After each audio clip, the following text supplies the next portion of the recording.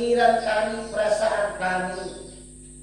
Hindari kami dari segala kuasa yang ingin merampas perhatian kami akan kebenaran firman-Mu. Berkati kami sebagai pemberita, berkati kami sebagai pendengar, dan berilah kami firman-Mu, hati kami terbuka untuk menerimanya. Di dalam Kristus Yesus yang adalah firman yang hidup itu, kami berdoa kepada Bapa di sorga. Amin. Filipi pasal 2 ayat 1 sampai ayat 11. Di bawah perikop nasihat supaya bersatu dan merendahkan diri seperti Kristus. Ayat 1. Jadi karena dalam Kristus ada nasihat, ada penghiburan kasih, ada persekutuan roh, ada kasih mesra dan belas kasihan. Karena itu sempurnakanlah sukacitaku dengan ini. Hendaklah kamu sehati sepikir, dalam satu kasih, satu jiwa, satu tujuan, dengan tidak mencari kepentingan sendiri atau puji-pujian yang sia-sia. Sebaliknya hendaklah dengan rendah hati, yang seorang menganggap yang lain lebih utama daripada dirinya sendiri. Dan janganlah tiap-tiap orang hanya memperhatikan kepentingannya sendiri, tetapi kepentingan orang lain juga. Hendaklah kamu dalam hidupmu bersama menaruh pikiran dan perasaan yang terdapat juga dalam Kristus Yesus, yang walaupun dalam rupa Allah tidak menganggap kesetaraan dengan Allah itu sebagai milik yang harus dipertahankan, melainkan telah mengosongkan dirinya sendiri dan mengambil rupa seorang hamba dan menjadi sama dengan manusia. Dan dalam keadaan sebagai manusia, ia telah merendahkan dirinya dan taat sampai mati, bahkan sampai mati di kayu salib. Itulah sebabnya Allah sangat meninggikan dia dan mengaruniakan kepadanya nama di atas segala nama, supaya dalam nama Yesus bertekuk lutut segala yang ada di langit dan yang ada di atas bumi dan yang ada di bawah bumi, dan segala lidah mengaku Yesus Kristus adalah Tuhan, bagi kemuliaan Allah Bapa. Demikian kekasih Tuhan firman Allah yang bersama-sama kita dengar. Tuhan memberkati kita sebagai kepunyaan Tuhan, sebagai keluarga Allah, sebagai cara dengan penghiburan. Tidak seorang pun yang berkata saya tidak butuh penghiburan.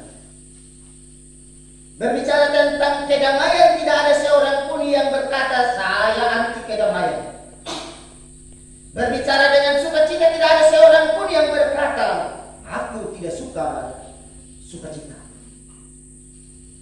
Tetapi setiap kita membutuhkan sukacita, membutuhkan kedamaian, membutuhkan penghiburan kasih. Baik kita sebagai suami, kita sebagai istri, kita sebagai anak-anak, kita sebagai jemaat, selalu membutuhkan penghiburan, kasih, sukacita, dan damai sejahtera. Dan hal inilah yang disampaikan oleh Rasul Paulus kepada jemaat yang ada di Filipi. Paulus tahu bahwa mereka ini adalah orang-orang yang sudah menerima Yesus Kristus sebagai Tuhan dan Juru Selamat. Sehingga saudara, di ayat 1 di situ, Paulus berbicara bukan atas dirinya sendiri, tetapi Paulus berbicara atas nama Kristus Yesus kepada jemaat yang ada di Filipi. Dibilang di sana, karena dalam Kristus ada nasihat, ada penghiburan kasih, ada persekutuan roh, ada kasih mesra dan belas kasihan.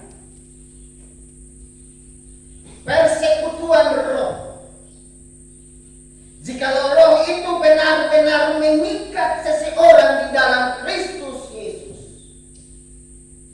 maka hidupnya ada di dalam Kristus Yesus. Dan dalam kasih Kristus Yesus akan menjadi penghibur yang sejati bagi mereka. Dikala mereka tidak bersuka cita di tengah-tengah dunia ini, Kristus memberikan mereka penghiburan karena mereka telah dipersatukan di dalam Roh. Ketika mereka menangis di dalam dunia ini, Kristus Yesus akan memberikan penghiburan pada mereka.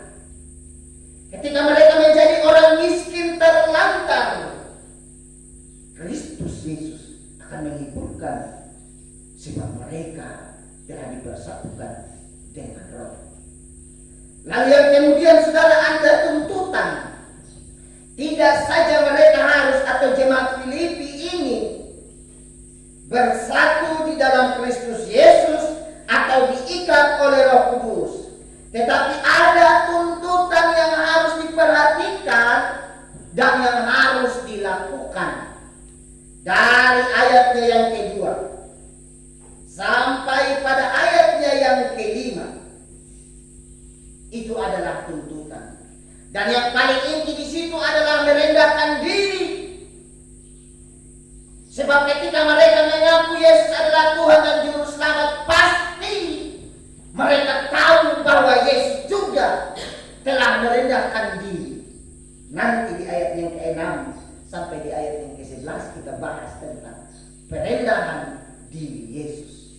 Di sini jemaat Filipi dituntut supaya mereka benar-benar merendahkan diri dalam satu persekutuan di dalam jemaat itu, menganggap yang lain lebih utama dari diri mereka sendiri, tidak mementingkan kepentingan diri sendiri, menghormati orang lain, menjunjung tinggi keberadaan orang lain, tidak menganggap lebih penting, tidak menganggap lebih utama, tidak menganggap lebih pandai, tidak menganggap lebih suci, tidak menganggap lebih kudus, tetapi semuanya sama-sama harus merendahkan diri di hadapan Kristus Yesus, sama seperti Dia. Lanjut saudaraku, ayat 6 sampai ayat 11, yang walaupun dalam rupa Allah tidak menganggap kesetaraan dengan Allah itu sebagai milik yang harus dipertahankan, melainkan telah mengosongkan dirinya sendiri dan mengambil rupa seorang hamba. Ya, seorang hamba. Tidak saja menjadi hamba. Ayat berikutnya akan menjelaskan dia mati sebagai hamba. Tidak saja dia mati sebagai hamba, tetapi dia mati terhina di atas kayu salib.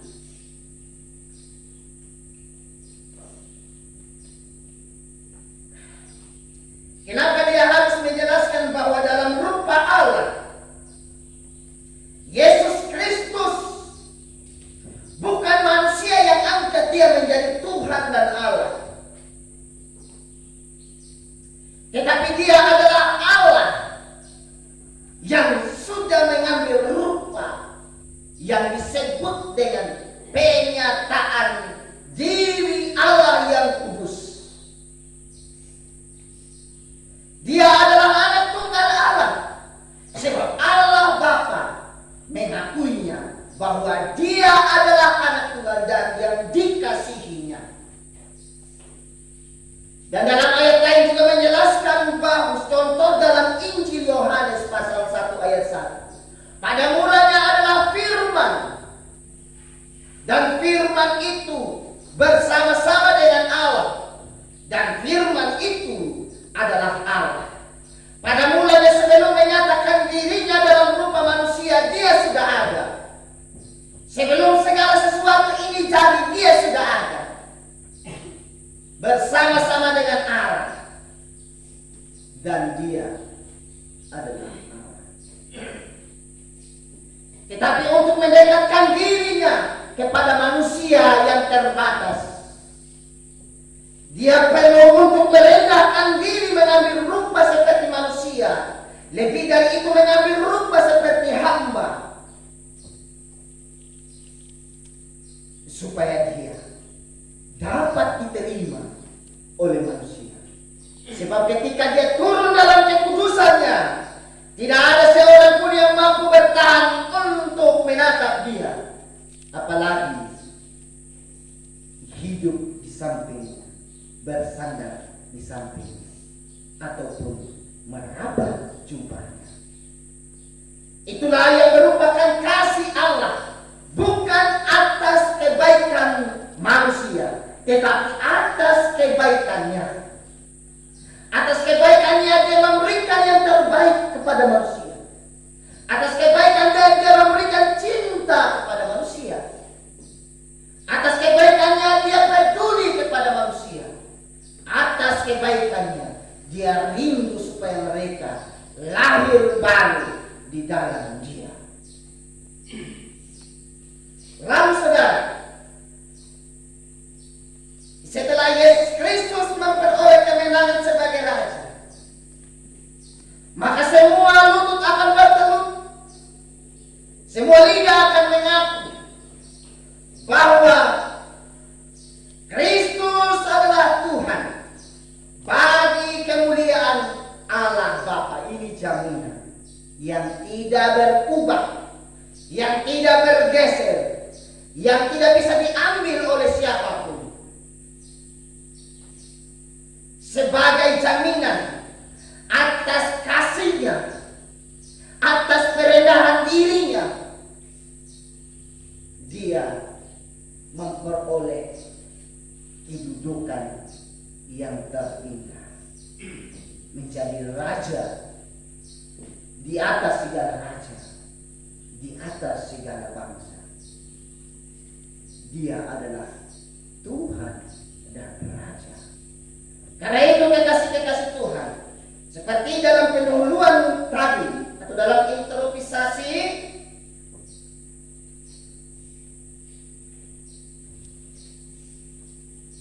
bahwa setiap kita membutuhkan penghiburan, setiap kita membutuhkan sukacita, setiap kita membutuhkan perendahan diri.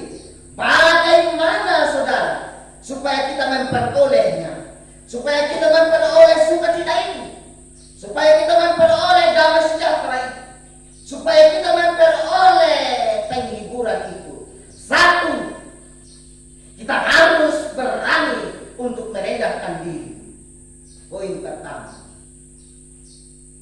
merendahkan diri, melepaskan segala yang merupakan ego kita, kuasa kita. Kadang-kadang sebagai suami saya berkuasa di sini, usaha istri yang diberi. Kadang-kadang sebagai orang tua menganggap anak-anakku siapa? Lu ada karena saya melahirkan kau, jangan ajar balik saya. Perendahan diri, menganggap yang lain lebih utama dari diri sendiri. Menganggap istri lebih utama, jangan karena istri masak yang enak-enak begitu. Wah, istriku terbaik, sayang, baby, my honey, my love. Sebentar kalau istri masak buat pepaya, makan ini sampai keriput di atas dari turun semua. Merendahkan diri, tetap mengakui dia lebih utama dari segala keberadaan dia. Apapun yang terjadi, dia tetap yang utama, tidak berubah, tidak bergeser, tidak ada yang dapat ambil, bahkan tidak ada yang merampoknya. Demikian pun istri tetap mengakui suami sebagai yang utama dan terutama. Bahkan dalam nats atau firman petunjuk hidup baru menyuruh kita untuk menghormati suami sebagaimana tunduk kepada Kristus Yesus. Demikian pun suami diarahkan untuk mengasihi istri sebagaimana mengasihi Kristus. Lebih dari itu, mengasihi diri sendiri. Demikian pun sebagai orang tua, sesuatu, itu adalah tanda dan bukti bahwa kita merendahkan diri. Anak-anak yang demikian jangan terlalu membanggakan kepada orang tua atau tetap menganggap orang tua adalah yang utama, terutama dalam hidup kita sebagai anak-anak. Selanjutnya demikian pun kita dalam kehidupan jemaat, bisa rangkul semua. Di bulan keluarga jangan satu kali, jangan ada yang dikasih tinggal. Dalam kehidupan jemaat kita, tetap menganggap yang lain sebagai anggota tubuh Kristus, sebagai saudara di dalam Kristus, sebagai sesama yang dihormati, yang dikasihi. Tidak ada yang lebih. Tidak ada yang lebih. Karena kita semua adalah tubuh Kristus. Kita hanya punya satu kepala, yaitu Kristus Yesus. Yang sekalipun kita lebih pandai di dalam jemaat, tetap menganggap mereka juga sebagai yang pertama. Lalu yang kemudian demikian pun kita dalam kehidupan sosial kemasyarakatan kita sebagai masyarakat yang berdiri di atas bangsa yang bilang bersatu.